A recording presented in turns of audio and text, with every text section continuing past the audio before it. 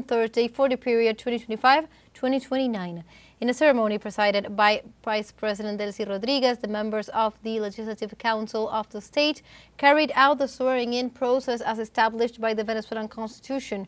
During the act, Governor Villamizar emphasized that this is a historic moment for the Guayana Esequiba, a special moment for the country, and confirmed that the Esequibo belongs to Venezuela. Villamizar highlighted the implementation of the Esequibo 7T program adapted to the needs of the territory with a strong popular focus. Furthermore, the governor emphasized that his administration will focus on miners, producers, entrepreneurs, and the indigenous people who represent 90% of the state's population.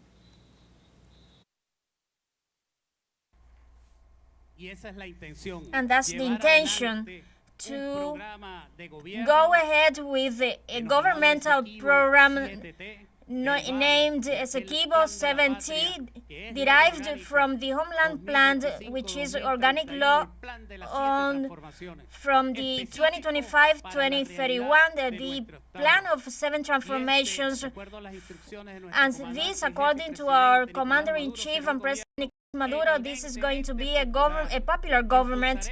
We will boost a communal government because the good things are made by the people, and so we are going to focus on communal projects. We governed miners, we govern alongside agriculture producers, housewives, artisans, and alongside drivers, entrepreneurs, and all our indigenous people that represent over 90% of the population of our Guyana Esequiba state.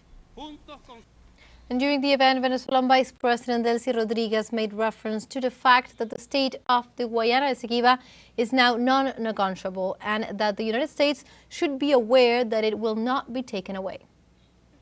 Right now, we are just writing history. It was born, the political idea of our Guyana Esequiba state. We've got an idea to act and live in the territory that belongs to us. And the government of Venezuela denounced a new campaign of hatred and stigmatization against its people by the U.S. government. The official communique states that Venezuela categorically condemns and rejects the campaign of stigmatization and criminalization launched against its people by the government of the United States, now expressed in a new attack that restricts the issuance and validity of visas for Venezuelan citizens without any justification and with obvious political and intimidating purposes. It goes on to condemn that the operation has been promoted by the current Secretary of State Marco Rubio, an official known for his hatred of the Venezuelan people, who has made systematic aggressions with his foreign policy with the support of the Venezuelan far right. The Bolivarian government of Venezuela also reiterates its unwavering commitment to defending the rights and interests of Venezuelans anywhere in the world, and in the face of the new wave of aggressions reaffirms the maximum travel alert to the United States of America, warning that the country does not currently guarantee the minimum conditions of respect, dignified treatment, or legality for the citizens of Venezuela. The statement ends by underscoring that what has happened is not an isolated incident, but a new demonstration of the visceral hatred against the Venezuelan people that animates those who today conduct Washington's foreign policy.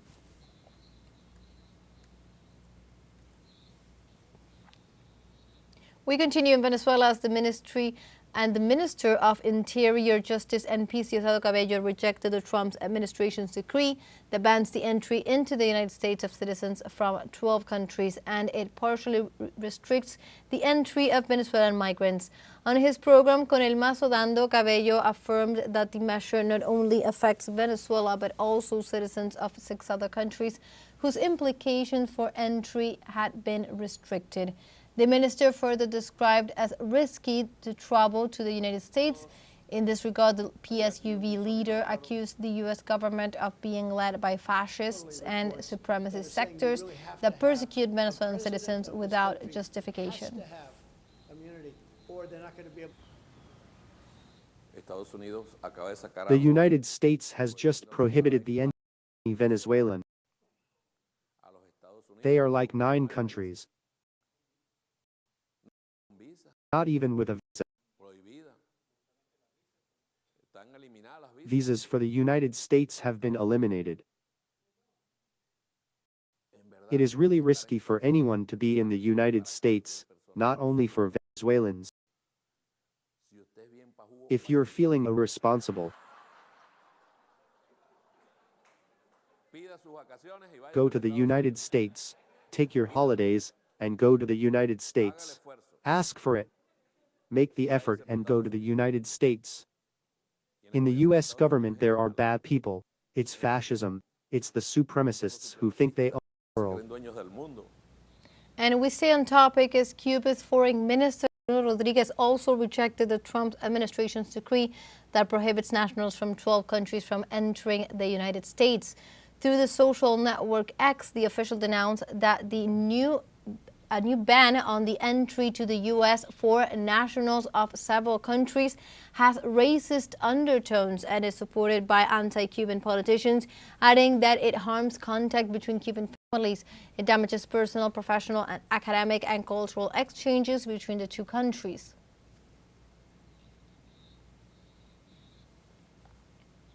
And the government of China has condemned the latest tariff hikes on steel and aluminum products imposed by the United States, warning of their negative impact on global supply chains.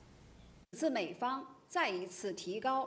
United States has once again raised tariffs on steel, aluminum, and their derivative products.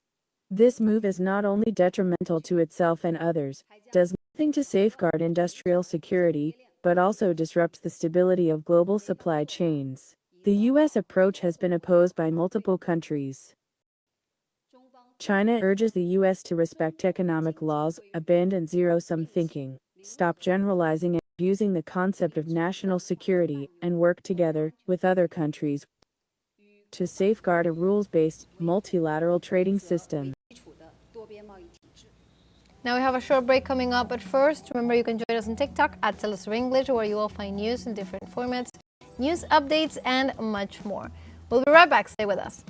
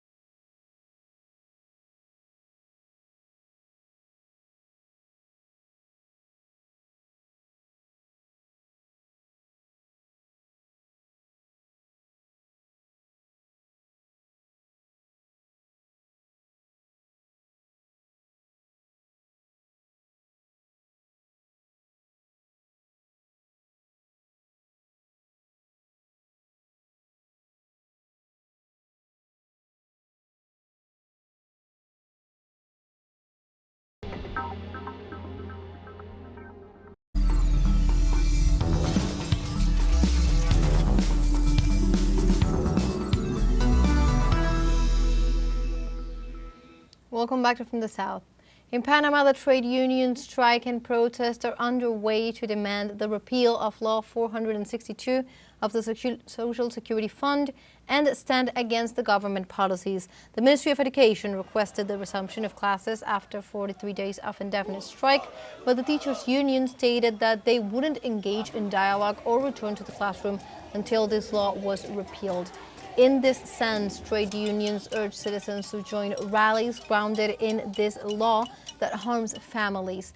Moreover, they underscored that privatization only guarantees a decrease and elimination of the historical benefits that were won with hard work. Therefore, Panamanians reject the Memorandum of Understanding with the United States, the military bases, the reopening of the Donoso copper mine, and the persecution of trade unions. In this context, regardless the constitutional right to go on strike in Panama, the General Comptroller of the Republic indicated that the stoppage of classes by teachers was illegal. Subsequently, the authority announced that next week 15,000 educators wouldn't receive their salaries. They further advanced they would access other legal actions they may take against the teachers' unions, and likewise the Comptroller's office highlighted that they would review the teachers' data bank to replace those instructors who were not teaching due to they had joined the strike.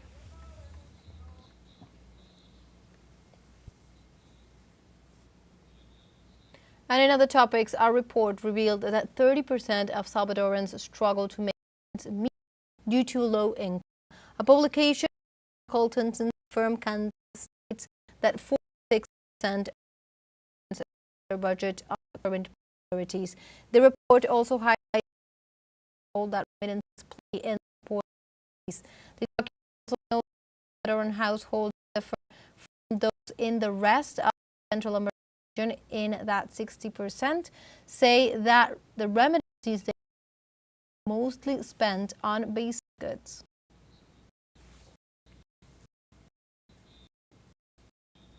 And we say Luis Lopez, a significant investigator of the crimes committed by the Bukele administration, will remain in prison after her initial hearing against her on Wednesday. The prosecution charged her Wednesday with disarrangement. As a result, her trial was declared undisturbed by a.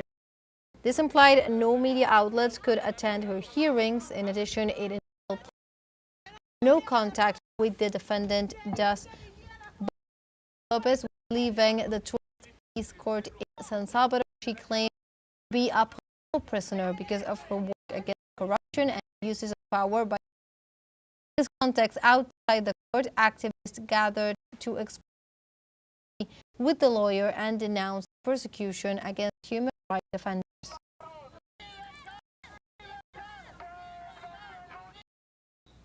In other news, the Peruvian Minister of Defense, Walter Astudillo, extended Wednesday for 60 days the state of emergency in the province of Paz, where mining would be resumed after 13 security guards had been massacred there.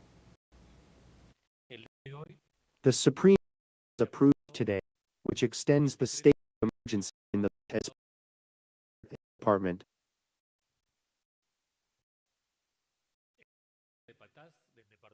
So the decree guarantees the continuity of mining activities.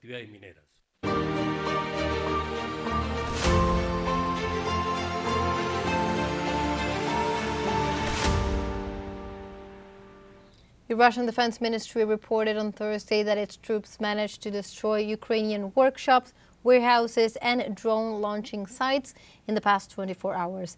The entity further detailed that several ammunition depots and temporary deployment sites of the Ukrainian Air Forces had been rendered inoperative in some 142 districts.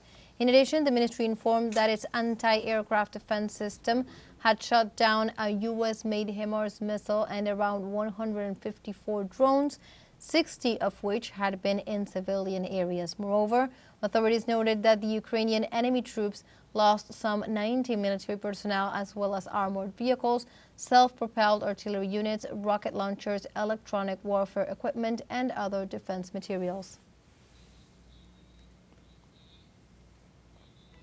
And we have a second short break coming up, but before, we invite you to visit our Facebook page at teleSUR English.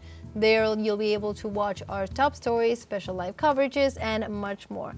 Follow the page and activate notifications to stay up to date on the world's most recent events. Final short break, don't go away.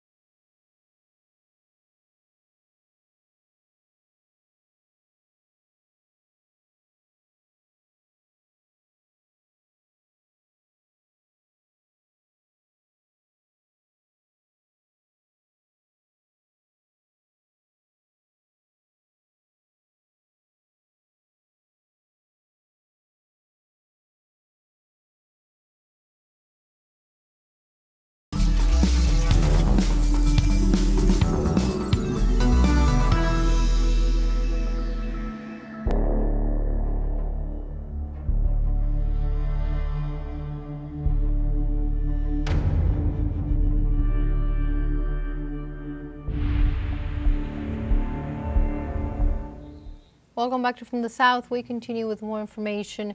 The Israeli occupation army killed 4 journalists in an attack on the Ali Baptist Hospital in Gaza City on Thursday.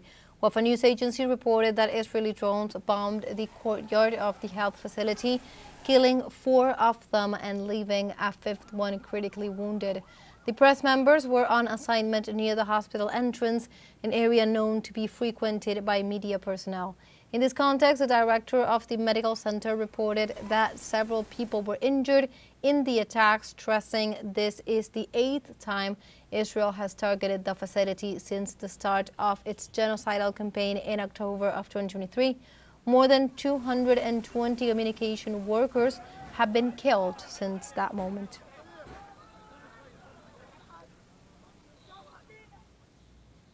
And in the last 24 hours, the Israeli army has killed at least 70 civilians and wounded more than 180 in attacks on the Gaza Strip. The Palestinian Ministry of Health announced that those injured had been transferred to hospitals in Gaza. The ministry pointed out that 54,677 people have been killed and around 125,600 injured as a result of the Israeli aggressions that have taken place since October 7th of 2023. The report also stated that there are still victims trapped under the rubble and that ambulances and civil defense vehicles cannot access the roads.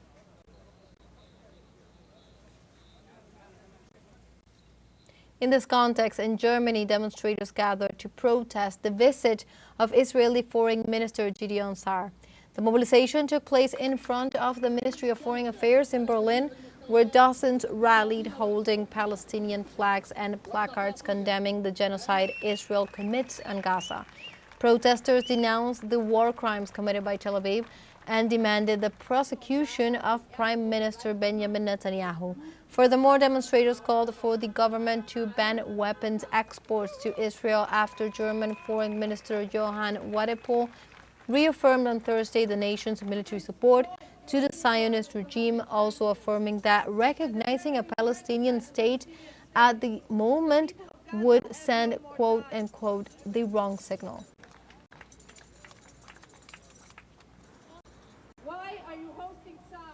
And while in France for a state visit, Brazilian President Luiz Inácio Lula da Silva condemned the genocide Israel perpetrates against Palestinians in Gaza, calling world powers to unite to put an end to it. What is happening in Gaza is not a war. What is happening in Gaza is a genocide carried out by a highly prepared army against women and children. That is what is happening. And humanity has to be indignant in the face of it. Society must be indignant in the face of it, and it's why I keep demanding. And I am becoming the very boring guy that I keep demanding changes at the United Nations, but the United Nations of today cannot be the United Nations of 1945. The organization of today has to have the participation of the African continent, South America, Latin America. And it is important that the world powers put an end to this immediately. We cannot continue to have the United Nations calling for a ceasefire and not have a ceasefire respected. So people, we are still seeing genocide in front of us every single day. Every single day. Yesterday 95 people have died, all innocent and civilians. On the second day of the Hajj pilgrimage, thousands of Muslim faithful flocked to Mount Arafat in Saudi Arabia to pray, seek forgiveness, and reflect on their faith.